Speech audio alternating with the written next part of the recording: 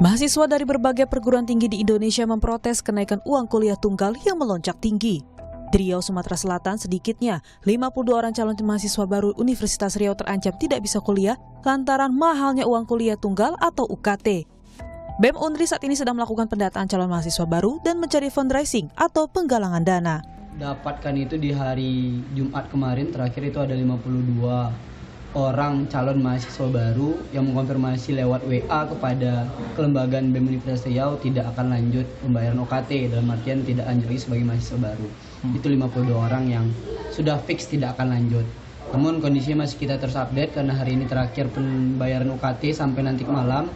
Dan memang di luar dari itu ada lagi tambahan seratusan calon mahasiswa baru yang masih terkendala verifikasi. Dalam artian mungkin secara penetapan atau pengelompokan UKT tidak sebanding dengan penerimaan ekonomi keluarga. Sementara itu di Universitas Jenderal Sudirman, Jawa Tengah, sebanyak 107 calon mahasiswa belum melakukan registrasi hingga batas waktu yang telah ditentukan. Presiden Badan Eksekutif Mahasiswa BEM Unsut mengatakan pihaknya memang belum mendapatkan data lengkap berapa banyak jumlah mahasiswa yang tidak melakukan registrasi atau mengundurkan diri dengan alasan tingginya biaya UKT. Namun, sudah ada yang melaporkan kepada dirinya jika ada calon mahasiswa yang mundur akibat tidak mampu membayar biaya UKT. Sejauh ini yang bisa kita dapatkan laporannya, karena hari ini adalah hari terakhir registrasi online walaupun diperpanjang kembali, kita sudah ada mahasiswa yang mana memang memilih untuk mengundurkan diri karena ya dampak dari UKT ini gitu loh. Penghasilan orang tuanya berapa, tanggungannya berapa, tapi mendapatkan UKT yang menurut dia juga besar gitu loh, masih di luar dari kesanggupan orang tuanya, seperti itu Mas. Bersumber dari Permenristek Dikti nomor 39 tahun 2017, dasar penentuan uang kuliah tunggal berdasarkan kemampuan ekonomi antara lain mahasiswa, orang tua mahasiswa atau pihak lain yang membiayai. Kami contohkan rentang uang kuliah tunggal kelompok 1 sampai 5 tahun ajaran 2024-2025 per semester sejumlah perguruan tinggi negeri di Indonesia. Di Universitas Indonesia mulai dari Rp500.000 hingga Rp20 juta. Universitas Diponegoro mulai dari Rp500.000 hingga Rp20 juta. Universitas Gadjah Mada jika bersubsidi 100% Rp0 sampai maksimal Rp30 juta. Menanggapi protes uang kuliah tunggal, PLT Sekretaris Direktorat Jenderal Pendidikan Tinggi Kemendikbud, Cici Sri Cahyandari berdalih bantuan operasional perguruan tinggi negeri BOPTN belum bisa menutupi semua kebutuhan operasional.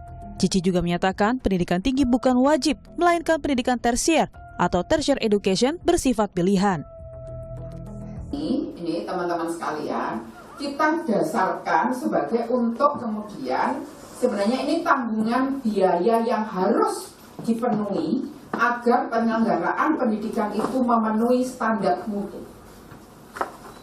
Nah, tetapi dari sisi yang lain kita bisa melihat bahwa pendidikan tinggi ini adalah tertiary education. Jadi bukan wajib belajar. Artinya tidak seluruhnya lulusan SLTA, SMK itu wajib masuk perguruan tinggi. Ini sifatnya adalah pilihan. Mahalnya uang kuliah tunggal berpotensi menurunkan jumlah lulusan perguruan tinggi. Padahal sebelumnya, pemerintah sempat meminta jumlah penduduk Indonesia berpendidikan ditingkatkan. Kenaikan uang kuliah tunggal perlu dikaji serius oleh berbagai pihak. Jika pemerintah salah langkah, bisa merugikan calon penerus bangsa. Dan mewujudkan Indonesia Emas 2045 bisa jadi hanya angan belaka. Tim Liputan Kompas TV.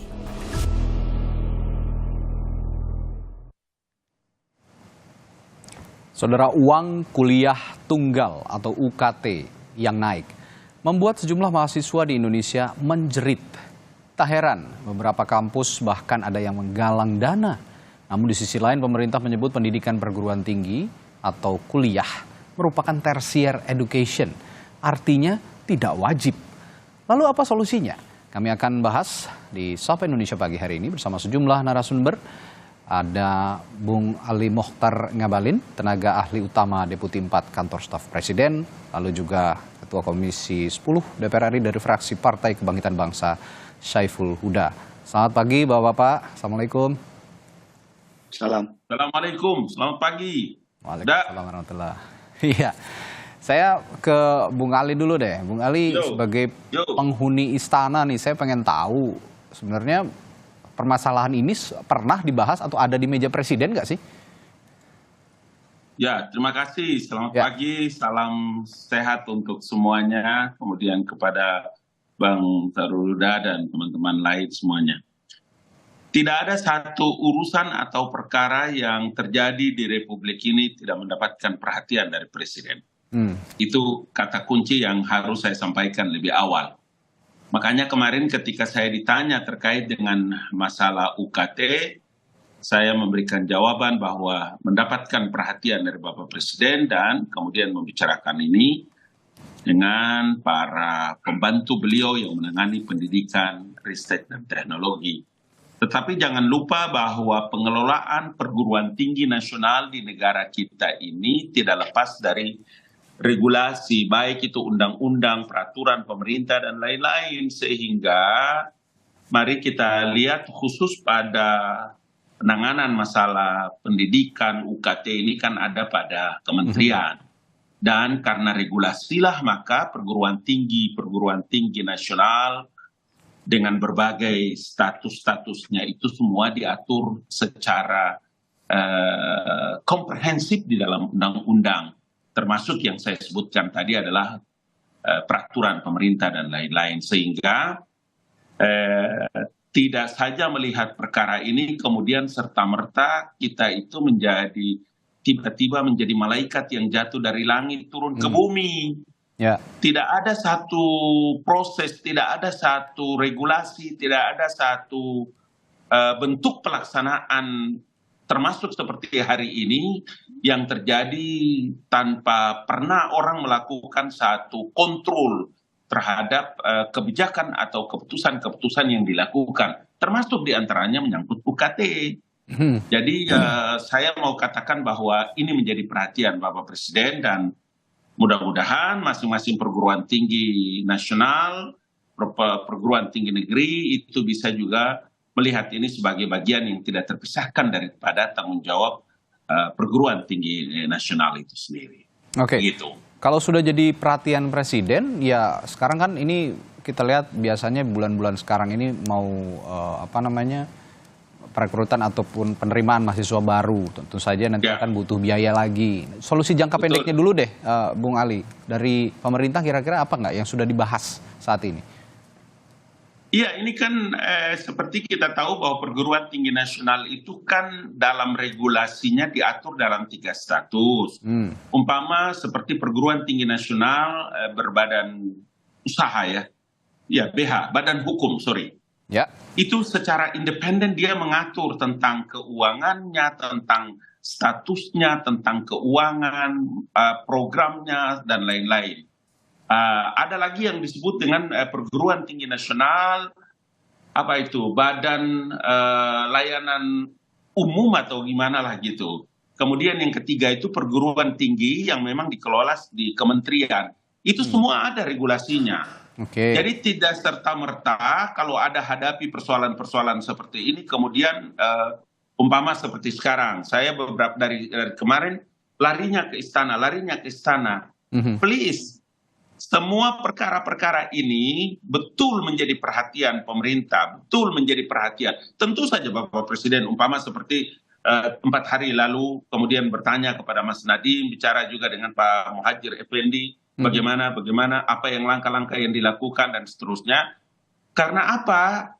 Semua rektor yang ditunjuk, semua rektor yang dipilih, semua rektor yang memimpin sebuah perguruan tinggi nasional itu mekanismenya ada, prosesnya juga ada. Jadi mari kita bahas bareng-bareng. Ada anggota yang terhormat dari parlemen, kemudian saya tidak tahu abang satu lagi dari mana, biar kita bahas sama-sama supaya menjadi perhatian juga oleh masyarakat tentang masalah UKT ini. Begitu Kompas TV. Oke. Saya paham kalau memang ini jadi perhatian, tapi yang jadi masalah sekarang sudah protes ke sana kemari, termasuk juga ke Kementerian Pendidikan dan Kebudayaan, tapi kok nggak bergeming gitu, seolah tidak bergeming. Nah, Mas Nadiem sendiri sebagai menteri juga sampai detik ini sepertinya belum memberikan solusi terbaik untuk permasalahan UKT yang melambung begini, begitu loh, Bung Ali.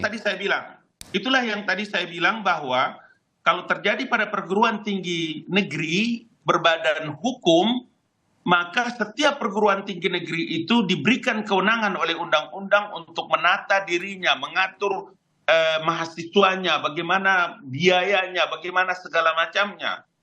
Karena dia tidak mungkin juga bisa berjalan tanpa ada regulasi yang mengatur mereka. Nah, kalau nanti ada perguruan tinggi negeri yang gagal, ya saya dengar tadi itu prolognya itu ada mahasiswa yang mungkin dia mendaftar, kemudian dia tidak bisa lagi masuk karena biayanya begini dan begitu. Nanti kita lihat dalam 2-3 menit ini bagaimana pembahasannya, karena termasuk di dalamnya adalah alhamdulillah ini ada DPR. Tentu saya yakini benar bahwa Mas Huda ini pasti yang menangani pendidikan di parlemen, jadi pasti akan tahu dan mengerti gitu.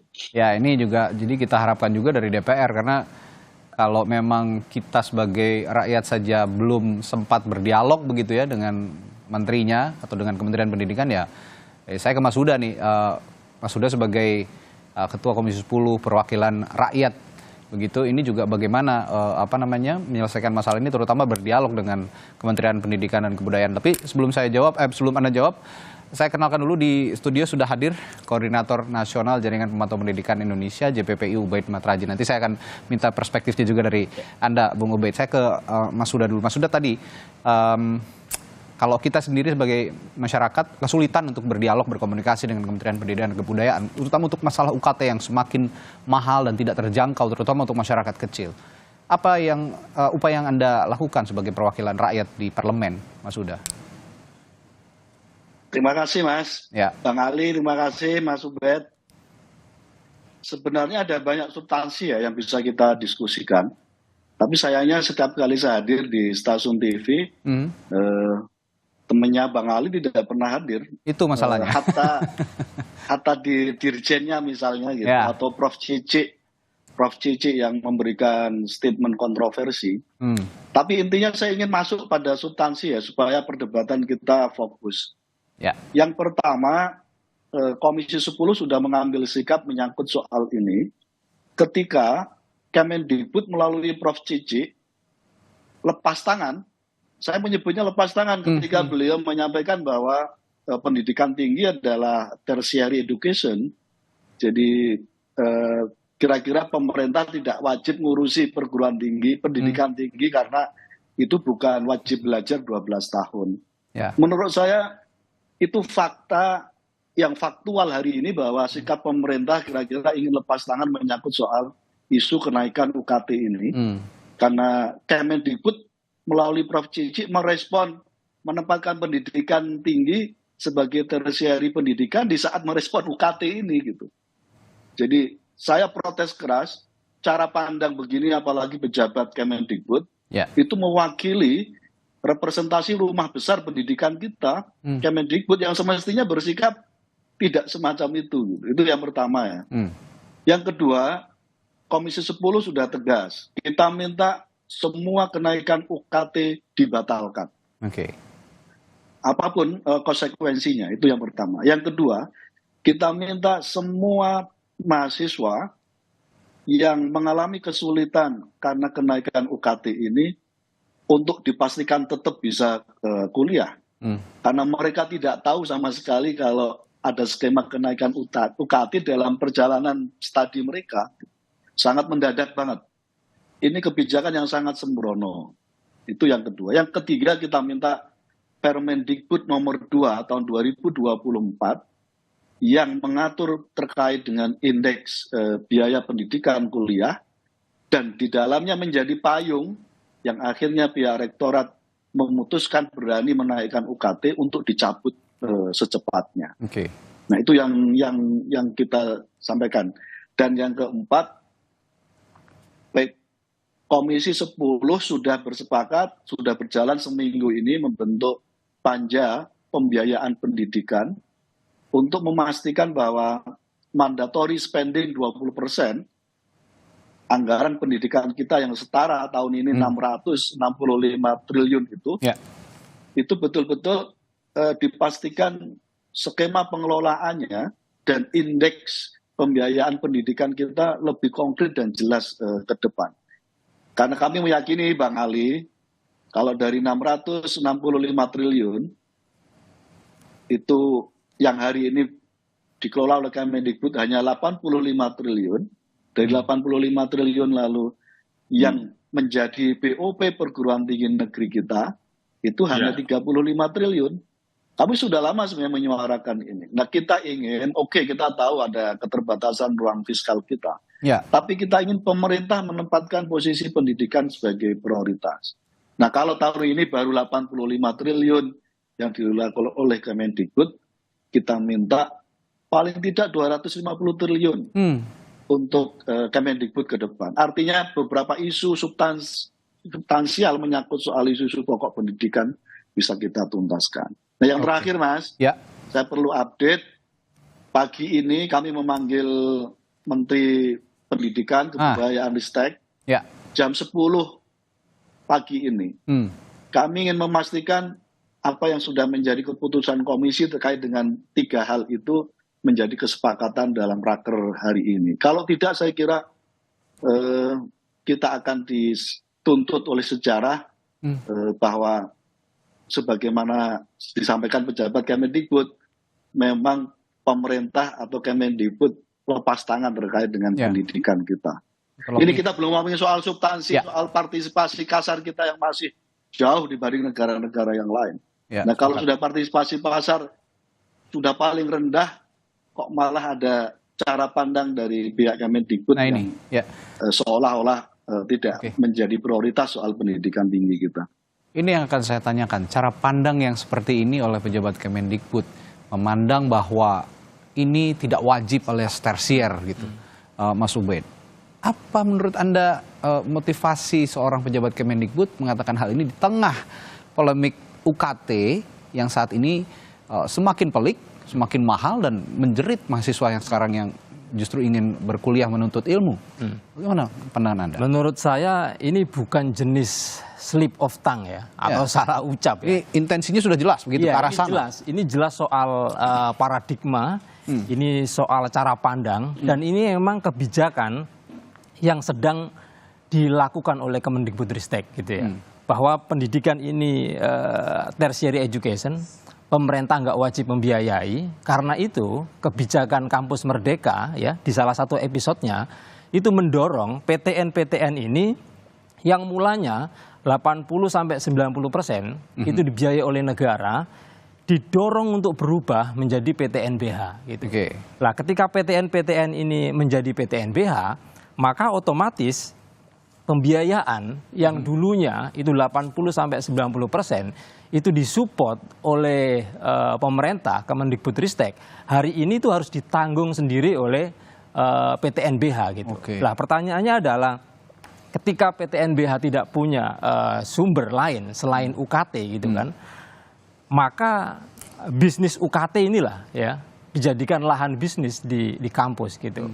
Kita komersialisasi pendidikan artinya ujungnya. Iya, jadi kampus menjadi lahan bisnis dan satu-satunya bisnis yang tidak mungkin merugikan kampus dan pasti untungnya adalah bisnis melalui skema UKT gitu. Itu pasti menguntungkan gitu. Karena itu tadi Mas Huda dari DPR sudah menyinggung soal Permendikbud nomor 2 2024. Ini memang jadi landasan penentuan SSBOPT, ya kan? Berapa besaran BKT, IPI dan seterusnya gitu ya. Tetapi Permendikbud 2 2024 ini juga bagian dari kelanjutan dari Undang-Undang nomor 12 tahun 2012.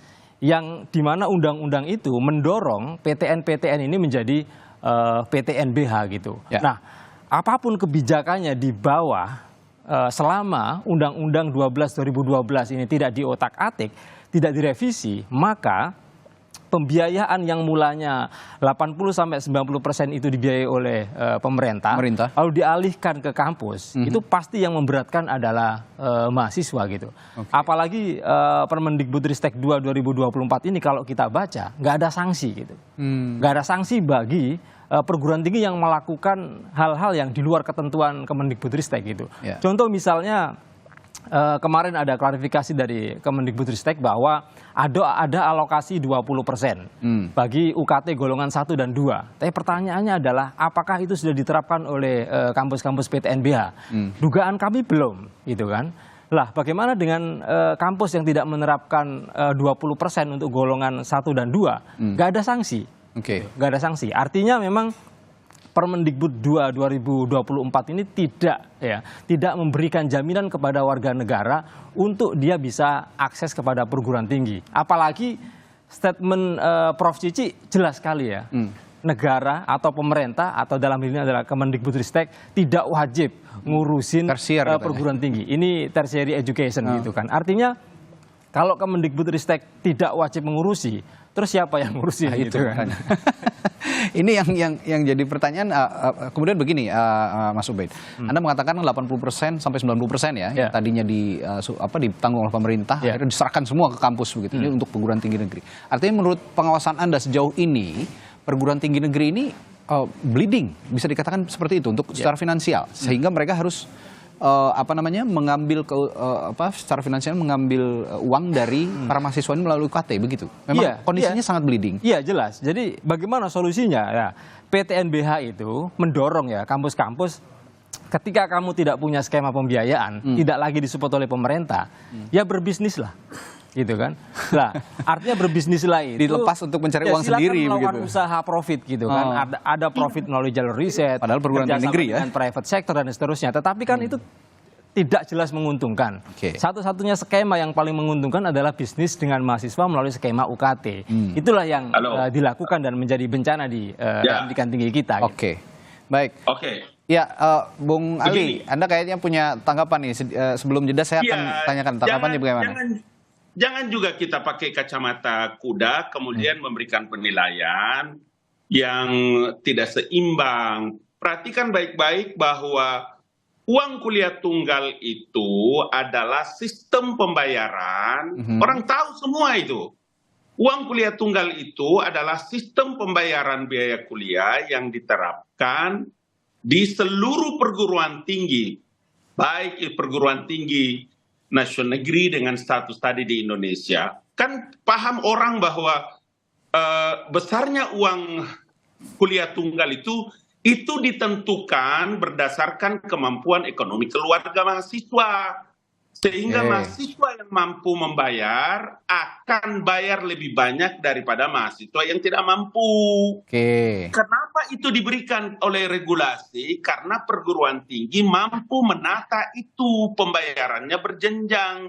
Jadi subsidi silang itu, anak saya sama anak Mas Huda itu bayarnya beda dengan anak nelayan, anak pasar. Kita harus lihat dalam posisi itu dengan baik supaya menjelaskan kepada Tapi begini, Bung Ali, sebentar. Tapi tunggu, jangan Anda potong. Jangan Anda potong penjelasan saya. Supaya orang yang menonton Kompas TV juga mengerti.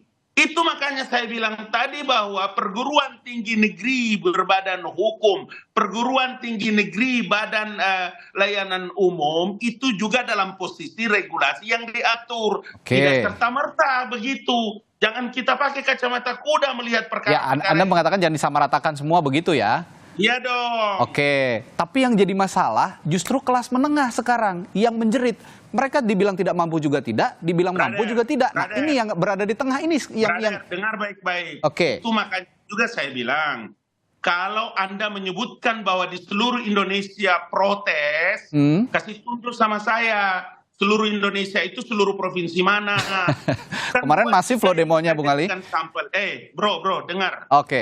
Kenapa bisa IPB itu mengurus universitasnya dengan baik sampai hari ini tidak mengalami masalah? Kenapa UNJ bisa mengelola universitasnya dengan baik dan hari ini tidak ada kendala dan masalah? Tapi kenapa di universitas perguruan tinggi negeri yang lain bermasalah? Itu perkaranya. Makanya saya bilang regulasinya itu menetapkan tentang perguruan tinggi itu secara independen.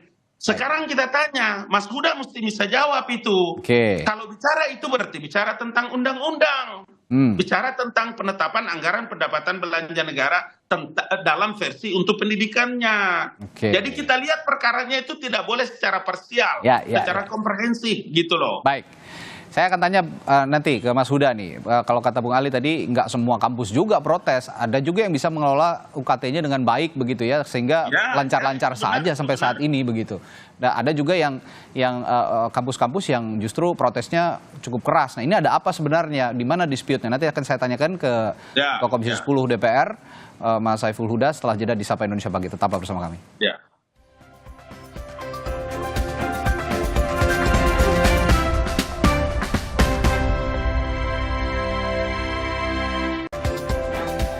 Ya, masih membahas biaya UKT atau uang kuliah tunggal yang mahal, terutama untuk di perguruan tinggi negeri yang justru diharapkan bisa memberikan keringanan bagi para mahasiswa untuk mengenyam pendidikan tinggi. Saya tadi ke Mas Huda sebagai Ketua Komisi 10 DPR RI, Komisi Pendidikan yang ada di DPR. Tadi kalau kata Bung Ali mengatakan nggak semua kampus kok begitu. Ada juga yang bisa mengelola UKT-nya dengan baik dan tidak memberatkan mahasiswa. Tapi ada juga yang menjerit, ada juga yang sangat keras bersuara.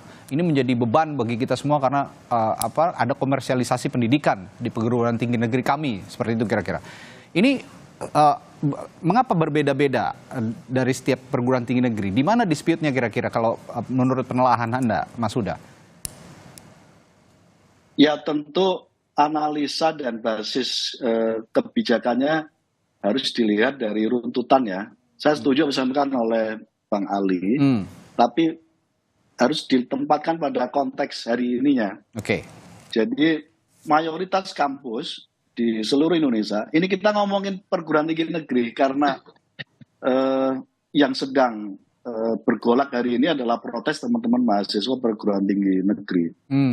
Jadi hampir mayoritas, karena kebetulan yang hadir di Komisi 10 adalah BEMSI, BEM seluruh Indonesia yang mewakili semua kampus di seluruh Indonesia.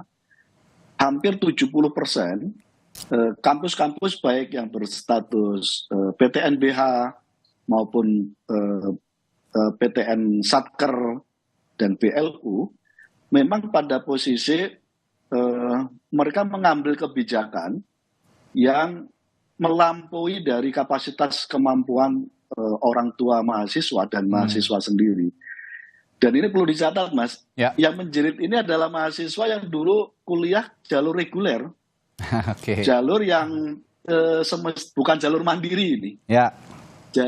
Ini jalur reguler yang semestinya betul-betul posisi pemerintah dalam memproteksi.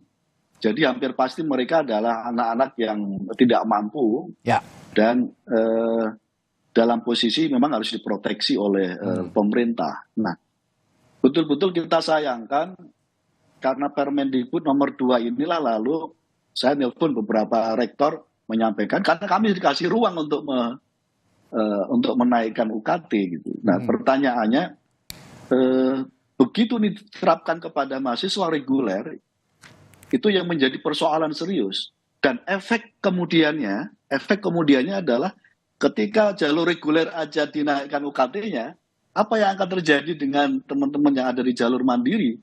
Hampir pasti mereka juga akan mengalami kenaikan, pasti. Gitu.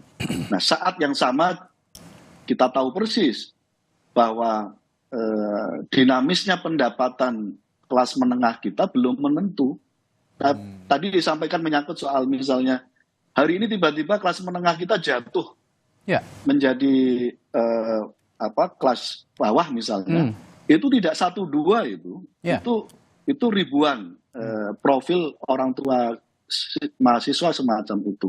Nah, pada konteks itu, jadi sekali lagi ini kan soal kita mempertanyakan soal posisi Kemendikbud, posisi Mas Menteri Nadiem ada di mana dalam suasana kisruh protes semacam ini, dan publik menunggu itu sebenarnya.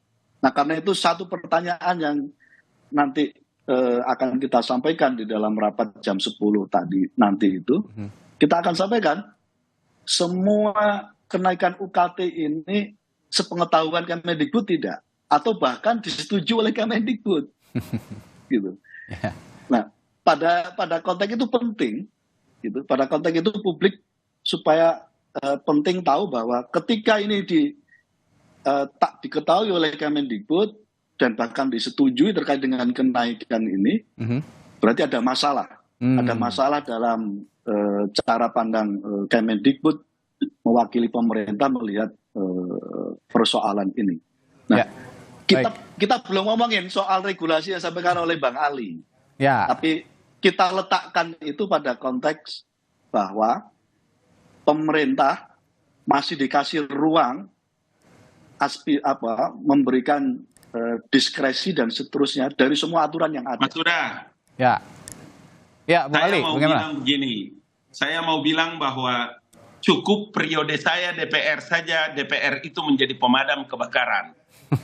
Jangan DPR itu mengulangi sejarah lama menjadi pemadam kebakaran. Saat sekarang baru Mas Huda dan teman-teman melihat itu, kemudian bicara dengan Mas Nadimnya. Tapi kan yang kita harus bicara itu tidak mungkin satu kebijakan yang dilakukan oleh rektor dan perguruan tinggi itu tanpa regulasi yang dibicarakan dan ditetapkan di Dewan Perwakilan Rakyat Republik Indonesia.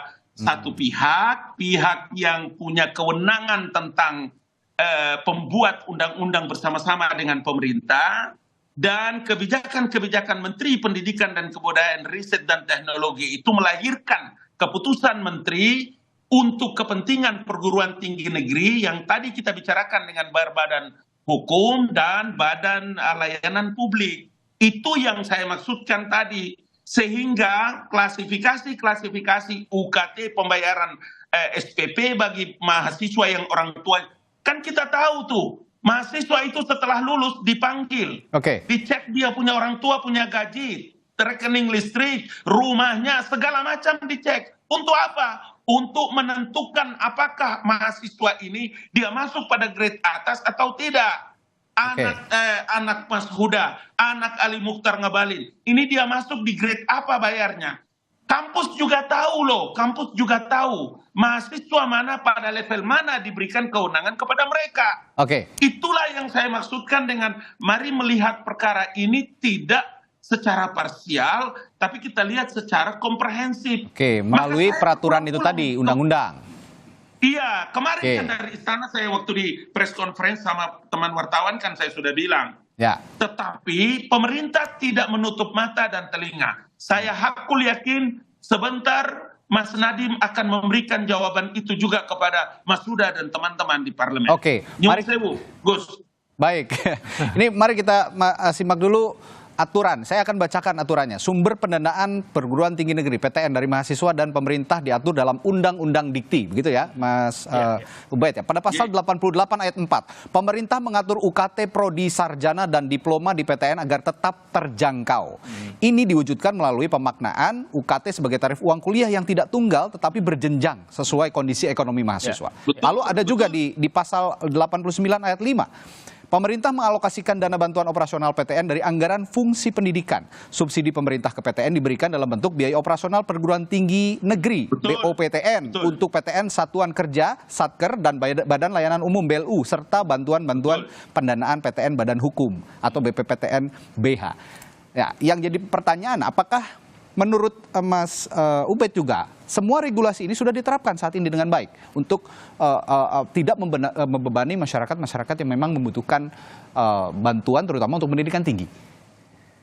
Nyatanya di lapangan, kampus nggak nerapkan. Nggak nerapkan. Apa yang disampaikan Bang Ali tadi? Mahasiswa masuk, kemudian ekonomi akan dicek, listrik akan dicek, nggak ada. Kalau itu dilakukan, maka skema UKT ini akan benar gitu. Artinya ini yang harus ditertibkan. Iya, artinya mahasiswa kalau masuk kampus dicek, oh ternyata ekonominya ada di golongan 1. Pasti dia akan masuk golongan 1. Ya, kenapa hari ini mahasiswa semuanya demo? Saya juga koreksi Bang Ali ya. Di IPB demo, Bang. Di IPB demo. Di UNJ yang disebut oleh Bang Ali tadi juga demo.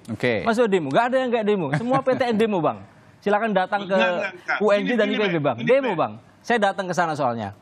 Nah, kenapa mereka ini protes? Jelas. Karena mereka merasa bahwa misalnya saya mestinya ada di UKT golongan 1. Kenapa keputusan kampus di golongan 5? Berat gitu. Artinya saya yang mestinya di golongan 2. Masuknya di kampus ternyata golongan 6. Ya berat lah ketika UKT ini yang katanya, ya kata Bang Ali juga tadi kan, menyesuaikan dengan layar-layar kemampuan ekonomi itu kan, mestinya kan harus pas. Nah ketika nggak pas, ya mahasiswa pasti akan jerit. Dan itu semua PTN jerit hari ini. Dan ada ketentuan walau berjenjang tarif UKT tidak boleh melebihi BKT. Iya. Apa saat ini sudah masih sesuai BKT atau tidak? Lah masalahnya BKT-nya ketinggian. Oke. Gitu. Bahkan ini ada kampus juga harus yang ditertibkan melebihi juga. BKT. Okay. Nah, BKT itu ditentukan di Permendikbud 2 2024 yang melahirkan Kepmen 2024 juga. Dan itu plafonnya ketinggian. Karena itu yang harus bertanggung jawab adalah Kemendikbudristek. Diatur di Permendikbud. Nah ini berarti nanti juga PR juga buat DPR nanti Mas Huda, biar ditanyakan ke Mas Dadi agar BKT ini juga plafonnya dan ketinggian. Gitu ya kira-kira. Brother, begini, saya itu punya anak hampir 1/11 yang sekolah di perguruan tinggi negeri maupun perguruan tinggi swasta. Oke. Rumah kami di Makassar, rumah kami di Jakarta juga difoto. Saya ditanya, dipanggil di perguruan tinggi swasta maupun di perguruan tinggi negeri di Universitas Hasanuddin. Mereka foto rumah saya. Di Mustopo Beragama, di UNJ, mereka wawancarai. Saya dari satu kampus ke kampus, karena anak saya banyak. Itu yang saya bilang, tidak saja karena saya di kantor presiden tahu tentang regulasi, tetapi karena banyak juga anak saya, jadi saya tahu penerapan-penerapan itu dilakukan. Makanya saya bilang tadi, pembayaran UKT dan SPP itu jangan dipukul rata, Pak. Ada jenjangnya, ada tahapan-tahapannya. Siapa yang masuk girit atas, menengah, bawah, bahkan berapa itu pembagiannya. Mas Huda tahu itu, Gus kita ini tahu, ketua kita tahu, Ar-Rais tahu itu. Jadi tidak semua juga jangan juga dilihat ini sebagai satu perkara yang kemudian pemerintah itu tidak turun tangan, menutup mata dan lain-lain. Bukan di situ perkaranya. Tetapi setiap perguruan tinggi negeri itu ada undang-undangnya, ada diberikan kewenangannya. Bagaimana pimpinan, bagaimana perguruan tinggi itu bisa mengatur kehidupan independennya, otonominya. Jadi tidak serta-merta kemudian menteri itu bisa turun tangan di sana. Tunggu dulu, Bung. Karena ada undang-undangnya, ada peraturan menterinya dan lain-lain. Maksud saya kenapa harus ini dijelaskan? Supaya masyarakat di Indonesia, khususnya penonton Kompas TV juga pagi ini, itu juga bisa tercerahkan.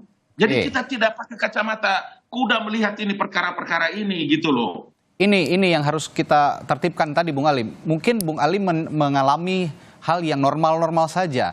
Tapi kita juga tidak boleh menutup kuping, menutup telinga begitu ketika ada kok tidak sesuai dengan kenyataannya, tidak sesuai dengan regulasinya begitu. Ini yang kita akan tanyakan juga nanti ke Kementerian Pendidikan dan Kebudayaan ketika ada pertemuan juga nanti dengan Mas Huda. Termasuk tadi Mas Huda ya, salah satunya soal plafon yang terlalu tinggi ternyata BKT-nya itu sehingga ya tidak terjangkau juga kalau memang plafonnya tinggi meskipun itu ada layer, kalau layernya tidak pas begitu dengan plafon yang tinggi juga agak sulit dan itu diatur di Permendikbud. Kira-kira upayanya sejauh ini bagaimana untuk menelaah kembali Permendikbud soal BKT ini, Mas Huda? Mas Huda. Ya, Mas Huda. Sorry. Baik. Persis. Jadi hasil evaluasi kita hampir 15 hari setelah kontroversi protes yang cukup kuat dari mahasiswa, kuncinya ada di revisi Permendikbud nomor 2. Karena di situ ada indeks dan kategorisasi yang relatif melampaui dari potensi dari tingkat kemampuan orang tua mahasiswa. Itu yang menjadi pangkal persoalan yang lalu kami putuskan di dalam rapat kami. Permendikbud nomor 2 harus direvisi. Nah, kan lalu kita ngomongin soal sebuah kebijakan dikeluarkan. Ketika Permendikbud dikeluarkan terkait dengan UKT ini, kan berarti ada background sebelumnya disampaikan oleh Mas Ubed itu. Jadi cara pandang bahwa pendidikan mahal itu hari ini menjadi cara pandang Kemendikbud gitu. Kami di DPR bahwa pendidikan itu harus murah, terjangkau, dan berkualitas. Gitu. Nah kalau cara pandang pendidikan itu mahal, berkualitas, tentu tidak sama. apa yang tadi kita diskusikan menyangkut soal regulasi kita di undang-undang dan seterusnya. Ya. Nggak ada undang-undang yang nggak berpihak kepada komitmen penguatan transformasi pendidikan kita. Karena itu dalam undang-undang kita jelas kok bahwa posisi regulasi undang-undang kita adalah pendidikan yang bisa dijangkau, murah dan berkualitas.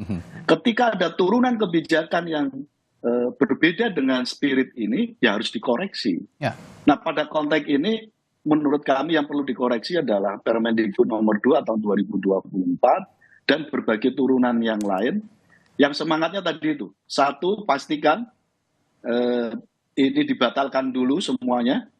Yang kedua, semua mahasiswa yang sedang menempuh pendidikan tinggi tetap bisa berjalan.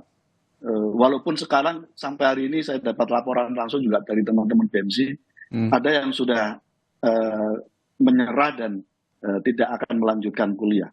Nah, pada konteks yang begini saya kira sekali lagi Kemendikbud harus mengambil langkah afirmasi, memanggil semua rektor untuk memastikan bahwa skema ini harus ditunda. Ya. Nah, tapi sayangnya sampai hari ini kami belum dapat kabar sama sekali langkah afirmasi yang konkret dari Kemendikbud menyangkut soal apa yang akan dilakukan itu. Sampai akhirnya kami mengundang pada pagi hari jam 10 nanti. Jam 10 nanti bisa terlihat juga ya apa jawabannya. Kalau sudah ada langkah-langkah konkret, ada jawaban yang tegas, saya kira DPR tidak akan mengambil langkah untuk memanggil Mas Menteri Nadiem. Ya, ini kalau bahasa Mas Huda tadi dikoreksi, kalau bahasa saya ditertibkan. Karena saya sepakat, undang-undang itu pasti pro rakyat. Begitu. Undang-undang pasti melihat pertimbangannya kepada yang sangat ideal kepada masyarakat kecil, begitu, terutama untuk mengenyam pendidikan tinggi. Tapi ya itu, pada praktiknya ada yang nakal, begitu ya, di tengah jalan ada juga yang lurus. Nah, yang nakal-nakal ini yang harus ditertibkan. Kalau bahasa Mas Huda dikoreksi, saya lebih memilih untuk ditertibkan perguruan tinggi negeri ini yang masih nakal, gitu. Terakhir, Mas Ubaid, ini Mas Huda juga nanti akan ketemu sama Mas Nadiem, Menteri Pendidikan kita di DPR. Ada yang ingin disampaikan ke Mas Huda untuk disampaikan juga ke Menteri Nadiem. Kira-kira apa yang paling mendasar, yang paling krusial gitu untuk masalah UKT yang masih dinilai tidak terjangkau ini?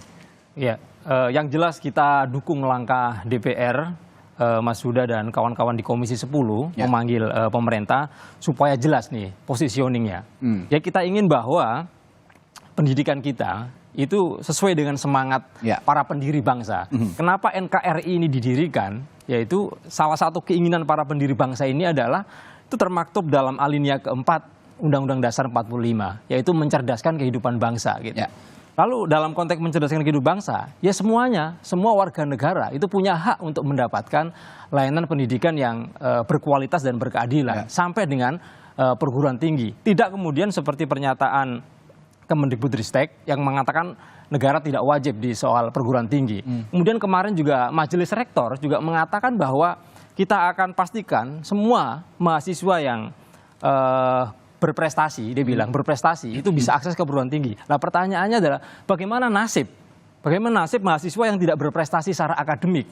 Ini juga bermasalah. Saya pikir pernyataan Kemendikbudristek dan juga Majelis Rektor ini sangat penting ya untuk digarisbawahi bahwa negara ini untuk semua warga negara. Mau berprestasi mau tidak ya semua diakomodasi ya. Yang ingin kuliah itu diberikan akses. Jadi yang memang UKT golongan 1-2 silakan masuk golongan 1-2 gitu. Jadi jangan sampai ada salah gitu ya.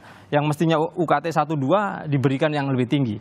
Kemudian yang kedua, bentuk konkret nih ya. Misalnya nih pemerintah sering kali berbicara soal kita punya skema KIP kuliah. KIP kuliah. Hari ini misalnya total mahasiswa di Indonesia ada sekitar 10 juta mahasiswa. Lah, berapa KIP kuliah kita hari ini terserap? Sebelum lebih jauh, KIP itu apa? Bisa dijelaskan ke publik? Ini adalah skema yang digunakan oleh pemerintah untuk membantu mahasiswa di golongan UKT 1 dan 2. Oke kan gitu. Nah, dalam Permendikbudristek itu dibilang bahwa UKT golongan 1 dan 2 itu minimal 20%. Minimal ya 20%. Artinya kalau kebutuhannya lebih dari 20% itu harusnya dilebihkan, tidak hanya 20%. Lah, coba kita lihat data penerima KIP kuliah. Di Indonesia sampai sekarang penerima KIP kuliah dan dana yang disediakan itu nggak lebih dari 1 juta penerima KIP kuliah, 900 sekian gitu. Nah, sementara jumlah mahasiswa Indonesia sampai hari ini itu sekitar 10 juta. Artinya 1 juta dari 10 juta itu nggak nyampe angka 10% gitu. Lalu di Permendikbud bilangnya minimal 20%. Padahal KIP kuliah 10% aja nggak nyampe. Itu kan artinya apa yang disampaikan oleh Bang Ali tadi dengan apa yang di lapangan itu nggak sinkron gitu, nggak sinkron gitu. Artinya cek UKT di lapangan golongan 1 dan 2 itu nggak terjadi gitu. Ya, terakhir Bung Ali ada pesan terakhir menutup perbincangan kita pagi hari ini. Saya mau bilang kepada UB dan kalau menyangkut apa yang tadi disebut dengan skema yang tadi disebutkan oleh UB itu, ada 2 hal yang memang harus dijelaskan. Yang kita bicarakan tentang posisi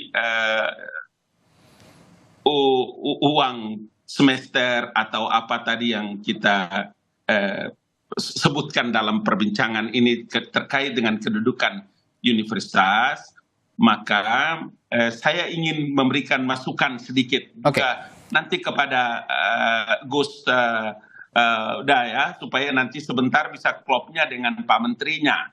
Saya dengar tadi jam 10 katanya. Betul. Nanti begini, dalam posisi seperti ini menurut saya saya punya rumah besar itu di Dewan Perwakilan Rakyat Republik Indonesia. Jadi kami ini punya frekuensi yang sama.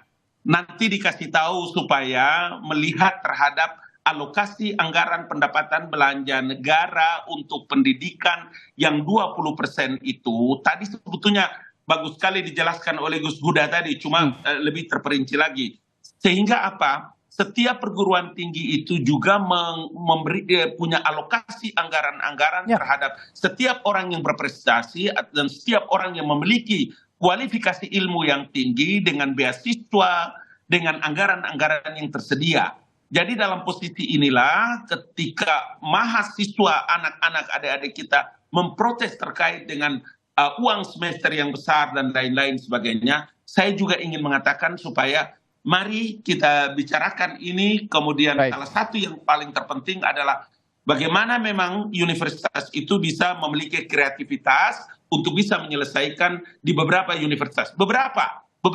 Kalau tadi yang Mas Huda bilang itu, ya tentu saja solidaritas, dia harus datang dengan satu yang sama. Baik. Kira-kira begitu. Baik, terima kasih Bung Ali Mokhtar Ngabalin dari Kantor Staf Presiden, lalu juga ada Koordinator Nasional Jaringan Pemantau Pendidikan Indonesia JPPI, Mas Ubaid Matraji, dan juga ada Ketua Komisi 10 DPR RI, Komisi Pendidikan kita DPR RI yang akan bertemu nanti dengan Kementerian Pendidikan dan Kebudayaan. Mohon disampaikan juga pesan-pesan hari ini, perbincangan kita hari ini yang sangat menarik dan diharapkan produktif nanti pertemuannya dengan Pak Menteri, Mas Menteri ya, Mas Huda. Terima kasih Mas Saiful Huda, Ketua Komisi 10 DPR RI telah berbagi perspektifnya juga di pagi hari ini. Makasih. Sampai jumpa lagi. Sehat selalu semuanya.